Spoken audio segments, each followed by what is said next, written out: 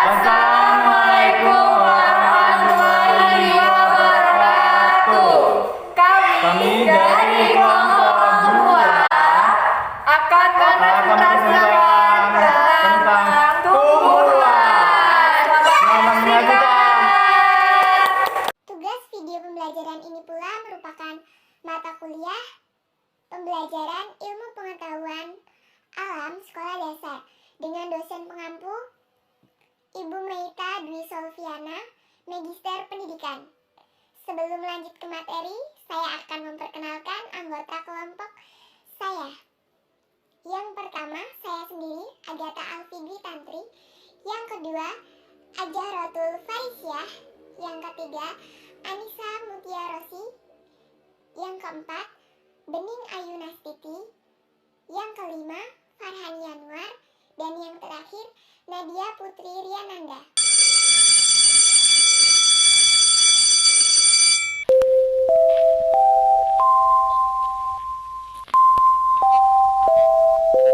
Bel tanda masuk telah berbunyi.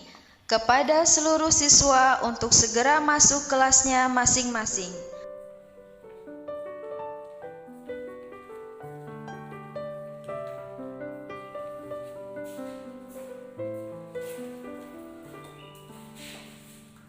Assalamualaikum warahmatullahi wabarakatuh. Waalaikumsalam warahmatullahi wabarakatuh. Selamat pagi anak-anak. Pagi Bu. Nah, sebelum memulai pembelajaran hari ini, sebaiknya kita berdoa terlebih dahulu. Kepada Nak Bening, silakan memimpin doa. Kita berdoa mulai. Doa selesai.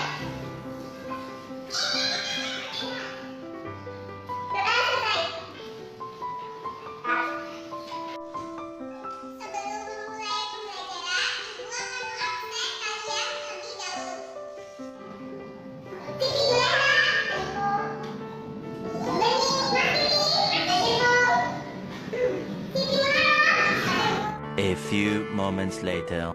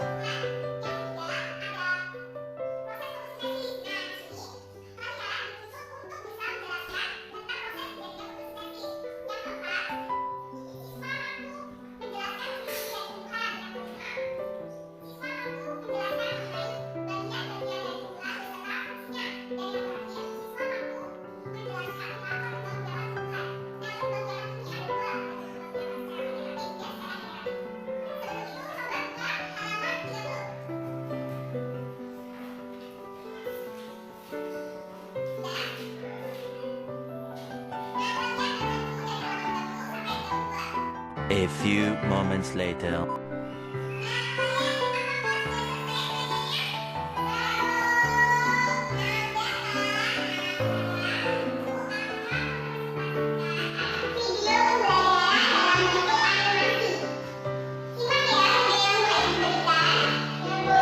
Kita akan membahas materi mengenai tumbuhan. Materi yang pertama, klasifikasi tumbuhan.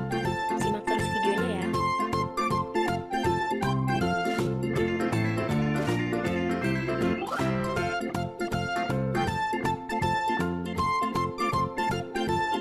Kerajaan tumbuhan. Nah, kerajaan tumbuhan dibagi menjadi 3 bagian. Yang pertama, biopita atau tumbuhan lumut.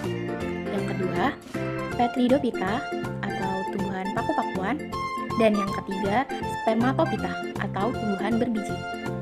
Tumbuhan lumut contohnya lumut hati, lumut daun, dan lumut tanduk. Contoh dari paku-pakuan ada paku purba, paku kawat, paku ekor kuda, dan paku sejati. Sedangkan tumbuhan spermatopita ada gymnospermae dan angiospermae. Kita bisa lihat contohnya melalui gambar di bawahnya ya. Ada lumut daun, paku sejati, dan pohon cemara. Selanjutnya, lumut atau biopita. Ciri-cirinya yang pertama, merupakan tumbuhan tidak berpembuluh.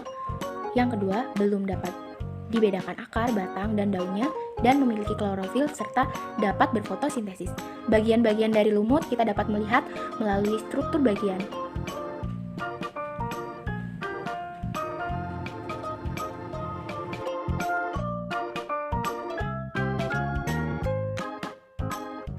Selanjutnya, paku-pakuan atau Peridopita. Ciri-cirinya merupakan tumbuhan berpembuluh, memiliki akar, batang, dan daun sejati, tidak berbunga, tidak berbiji, dan memiliki daun muda yang menggulung. Nah, seperti itu contohnya. Bagian strukturnya bisa kita lihat ya.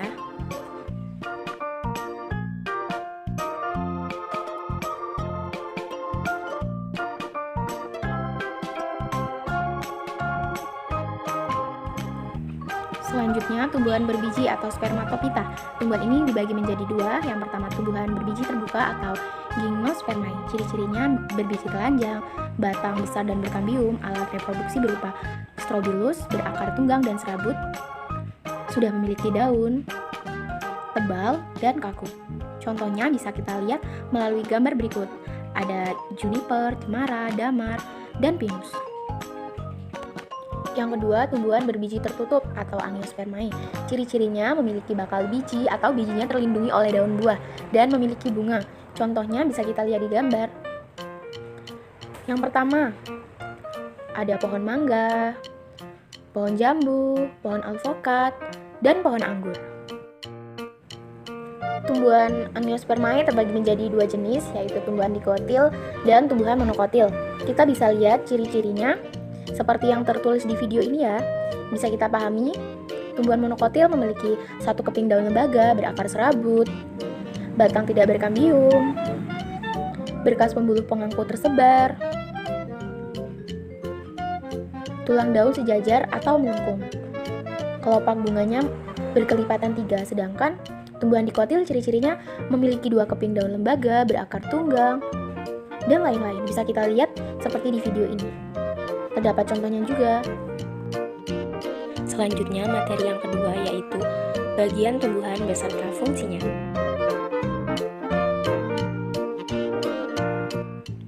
Bagian-bagian tumbuhan terdiri dari akar, daun, batang, bunga, dan buah. Selanjutnya, ciri-ciri akar. Akar merupakan bagian tumbuhan yang berada di dalam tanah, memiliki pertumbuhan yang arah ke inti bumi, dan biasanya menuju ke arah sumber air serta menjauhi sumber cahaya. Selanjutnya, akar tidak memiliki ruas, sisik, daun tidak berbuku-buku, biasanya berwarna putih atau kekuningan, dan akar berbentuk lancip. Akar terbagi menjadi 2 jenis, ada akar tunggang dan akar serabut. Berikut ini ada fungsi dari akar, kita bisa membacanya ya. Nah, selanjutnya batang. Batang pun memiliki ciri-ciri, bisa kita baca. Batang terbagi menjadi beberapa jenis. Ada batang berkayu, batang rumput, dan batang basah. Fungsi dari batang bisa kita baca. Selanjutnya bagian daun. Seperti di gambar.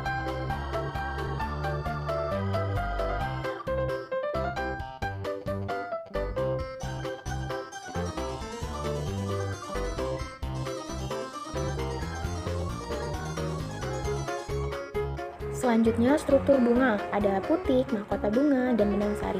Fungsi dari bunga bisa kita baca untuk menarik perhatian serangga, membantu perkembangbiakan. Bagian-bagian dari buah, seperti di struktur.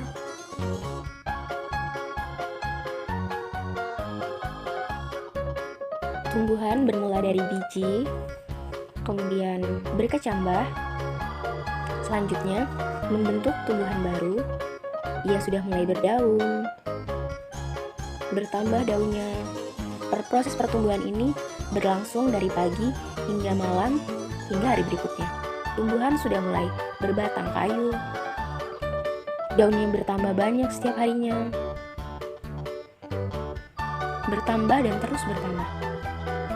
sudah mulai menghasilkan buah hingga menghasilkan buah yang matang. Berikut kita dapat melihat ciri-ciri dari tumbuhan yang memiliki daun, batang, akar, bunga, dan yang terakhir memiliki buah. Selanjutnya, materi yang ketiga yaitu adaptasi makhluk hidup, khususnya adaptasi tumbuhan. Simak terus ya.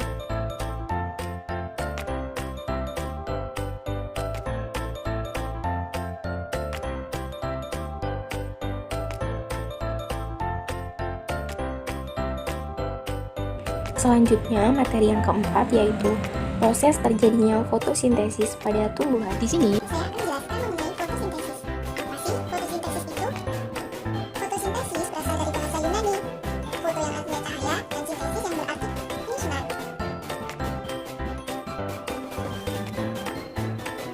Jadi, fotosintesis merupakan proses pembuatan makanan yang dilakukan oleh tumbuhan yang memiliki zat hijau daun atau klorofil.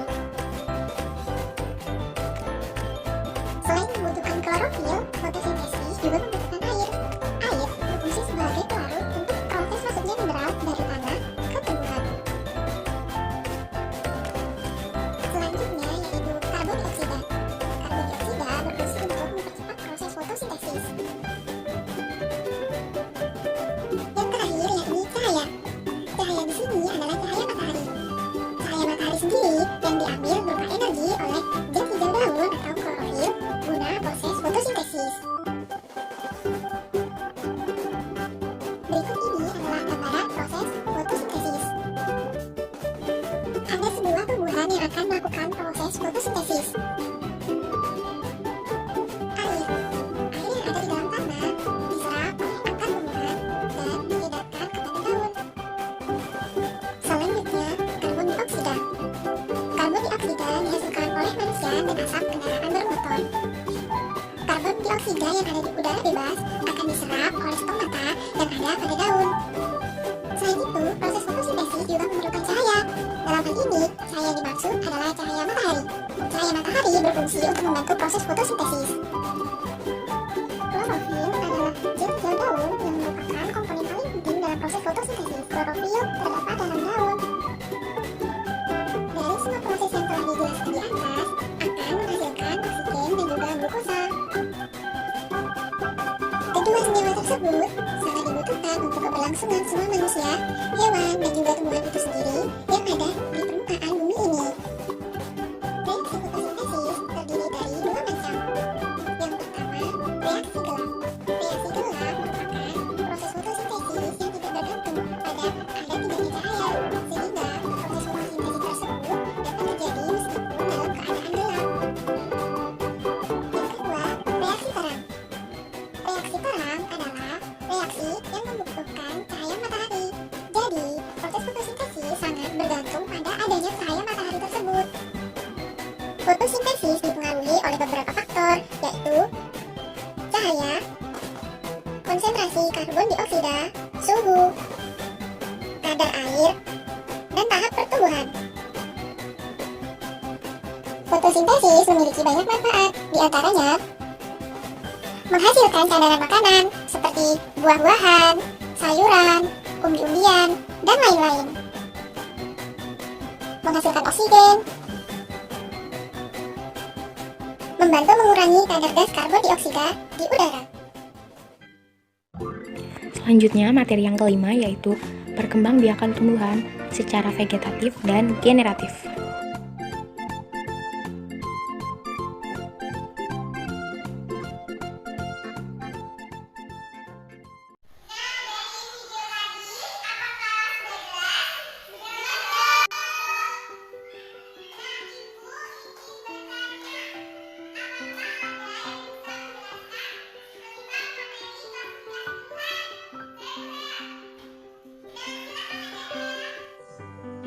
Baik, Assalamualaikum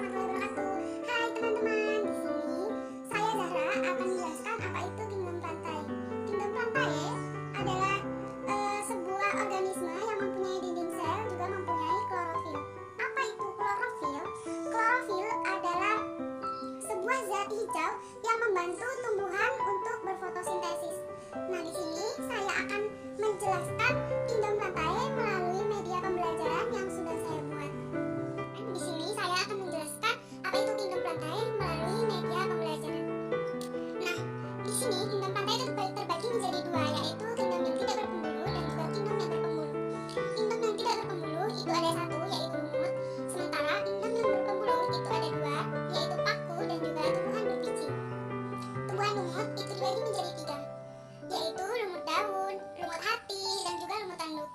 Sementara tumbuhan yang berpembuluh itu dibagi menjadi dua, yaitu tumbuhan paku dan tumbuhan berbiji. Tumbuhan paku di sini dibagi menjadi tiga, yaitu tumbuhan paku lumut, tumbuhan paku ekor kuda, dan juga tumbuhan paku sejati. Sementara tumbuhan berbiji dibagi menjadi dua lagi, yaitu tumbuhan berbiji terbuka dan juga tumbuhan berbiji tertutup. Di sini saya memberikan contoh dari tumbuhan lumut, tumbuhan paku, dan juga tumbuhan berbiji. Di sini teman-teman bisa melihat ini adalah contoh dari lumut daun. Ini adalah contoh dari lumut hati. Ini adalah contoh dari lumut tanduk. Kita beralih ke tumbuhan paku. Di sini ada paku lumut, ada paku ekor kuda, dan juga ada paku sejati. Dan ini adalah contoh dari tumbuhan berbiji. Ini dari keempat ini Coniferophyta, Lycophyta, Ctenolephyta, dan Geniophyta. Ini adalah contoh dari tumbuhan berbiji terbuka. Dan di sini ada contoh juga dari tumbuhan berbiji tertutup, yaitu tumbuhan Monocotyledonae dan Dicotyledonae, atau bisa disebut sebagai tumbuhan monokotil dan juga tumbuhan dikotil. Baik, mungkin cukup sekian penjelasan dari saya. Saya akhiri. Wassalamualaikum warahmatullahi wabarakatuh.